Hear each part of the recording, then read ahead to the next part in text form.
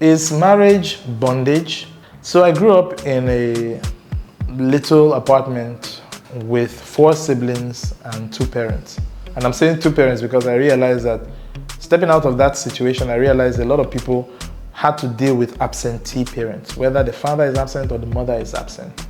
And it's interesting that in that little locale too, I knew of people who had children, girls who had children, and we didn't know who the fathers were. One particular incident, this lady had 3 children, possibly by 3 different men. We just didn't know who the fathers were. We just know that she's pregnant, next thing she has delivered, next thing she's pregnant again and she's delivered of a baby. And these children were just growing up without a father figure in their lives. I grew up wanting to be married because I saw the way my parents related and I loved it. And I wanted to have a family just like theirs. And I'm sure this other lady who has 3 children by 3 different men has her own experience of marriage, and probably not a very pleasant one. Even though I know her parents were together, her father and her mother were together, but probably she has seen something in that relationship that is scary to her, and she doesn't want to have that happen to her.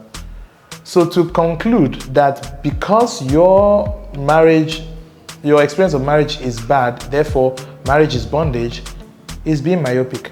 And for me to presume that because my parents had a good and fruitful marriage, therefore all marriages should be good, is also being myopic.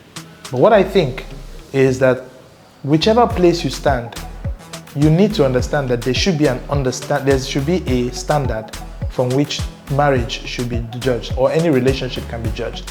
And it is not the negative. The negative is often an aberration to the standard.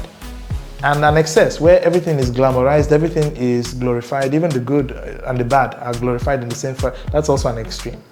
The mean and the objective relationship should be one where love is what it is. True love, selfless, consistent, patient, kind, forgiving, loving, present, sacrificial, submissive, respectful, because it will play out. If you are not bringing these things into your relationship, into your marriage, your children will not see it.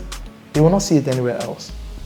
So before you start condemning others or condemning things that you see to be wrong, ask yourself, what am I doing to remedy it within myself so that I don't have to have people come out of me or my own children or my offspring who think that marriage is bondage?